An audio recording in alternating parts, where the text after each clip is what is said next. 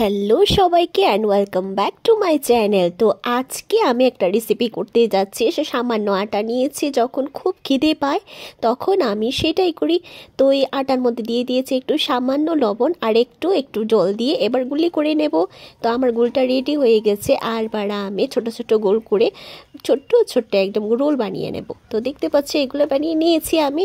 তো এগুলো রেডি হয়েছে। এবার আমি এগুলাকে একটা বেলনির সাহায্যে বেলে নেব। তো এই আমি বেলে নিয়েছি। তো আমার বেলা কমপ্লিট হয়ে যাচ্ছে। তো একটা বেলে নিয়েছি, তো আরেকটা বেলে নিচ্ছি। তো এরকম করে সবগুলো আমি বানিয়ে নেব। ছোট ছোট করে রোল করা বানিয়ে নিচ্ছি গোল গোল করে।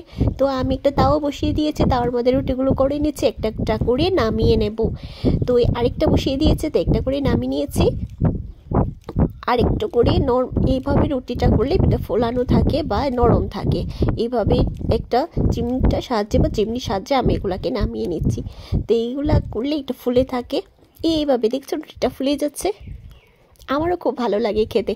এভাবে যখন রুটিটা ফুলে যায় দেখতেও আমার ভালো লাগে, খেতেও খুব টেস্ট। তো এবার আমি তাওয়ার মধ্যে ডিম দিয়ে দিয়েছি, ডিম অমলেট। তো এবার রুটিটা ছেড়িয়ে দিয়েছে, একটু করে তেল দিয়েছে, একদম সামান্য তেল, বেশি তেল না, যাতে লেগে না যায়। এবার ডিম অমলেটটা এবার ঘুরিয়ে নিয়েছি।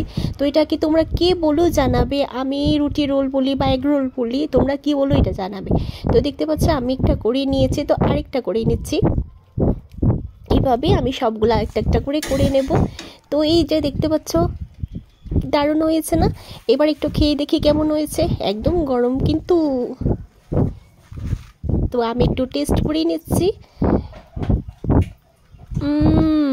একদম ফ্যান্টাস্টিক হয়েছে। ভালো লাগলে কমেন্ট করবে, সাবস্ক্রাইব করবে। টাটা।